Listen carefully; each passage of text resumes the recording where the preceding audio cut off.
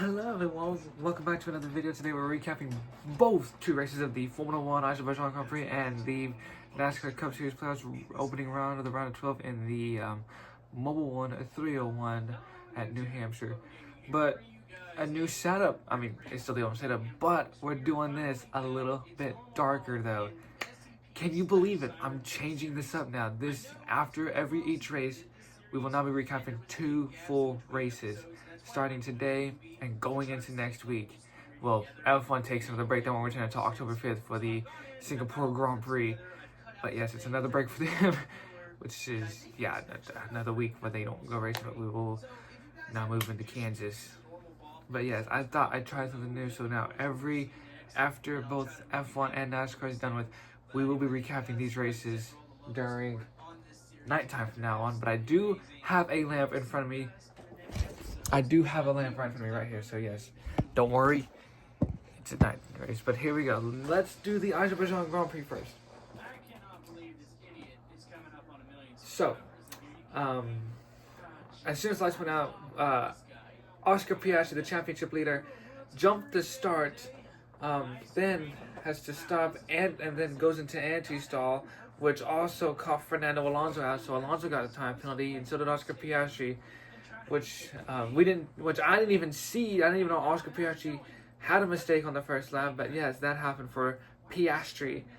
And then going into that little chicane, Oscar Piastri crashes out on lap 1. So it went from bad to worse for the World Championship leader. And he came into this race 31 points ahead, and he now had to watch to see where his teammate of Lando Norris was going to finish. So, and then there was also contact with, I think, of Gabriel Bortoleto and Esteban Ocon, I believe.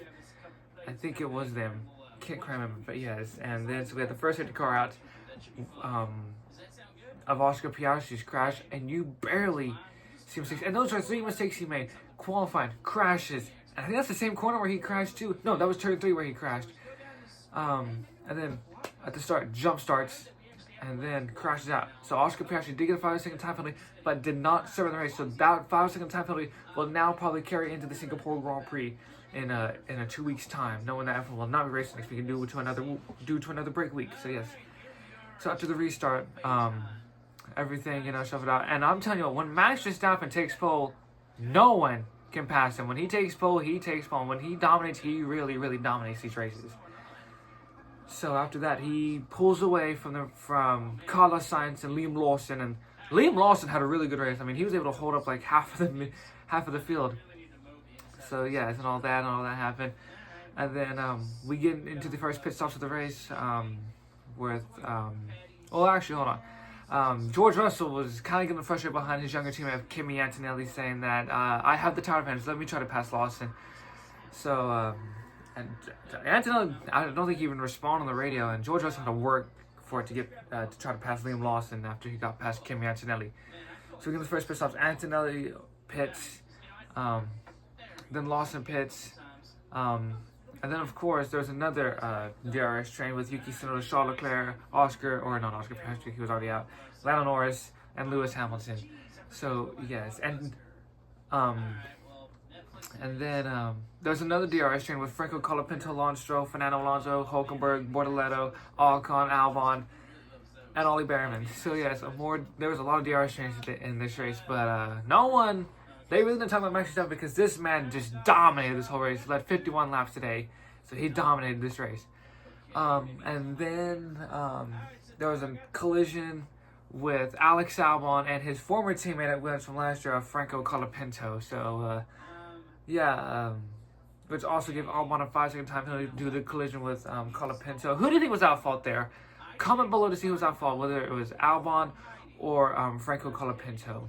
I think that was just a little racing incident, but y'all might disagree, saying it was Colapinto. He should have knew Albon was there, or y'all might say that Albon was at fault because that was Colapinto's corner, of course. But we'll see. Comment below to see who was at fault. And then after all of that, more pit stops happened, and Lando Norris had to do everything. He had to get past at least Yuki Tsunoda, take big chunks out of his teammate's championship lead. And once again, McLaren fumbled once again with another pit stop. This time, it's another right front, or No, I think it was 2 weeks ago. It was a left front at Monza. This week, it's the right front here in Baku. So another pissed off fumble for McLaren. So it really didn't help.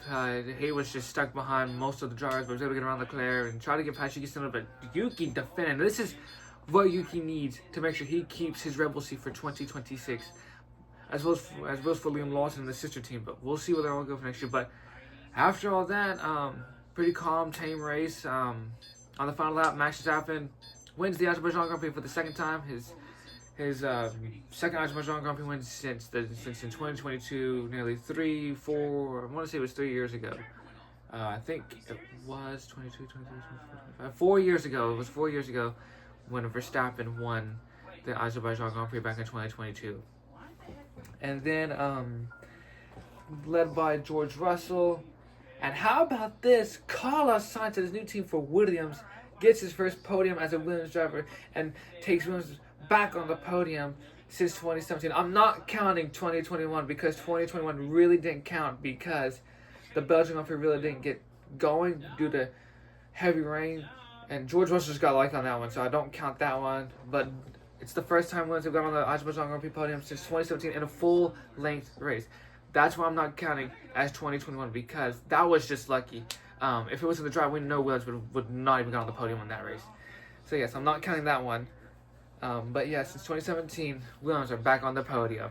I'm pretty sure y'all will just get but I don't care what y'all say because I'm saying it's 2017 since Williams actually got on a Grand Prix podium in full length. I'm not counting 2021. And then,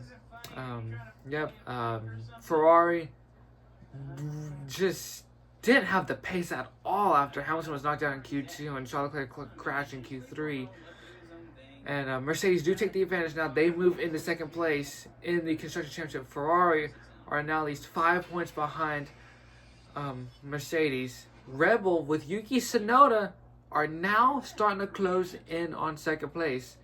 But we'll see in 2 weeks' time when we go racing in Singapore whether Tsunoda still has that good pace or it was just pure luck on this one, but we'll see. And then Isaac Hadjar finishes in a lonely P10.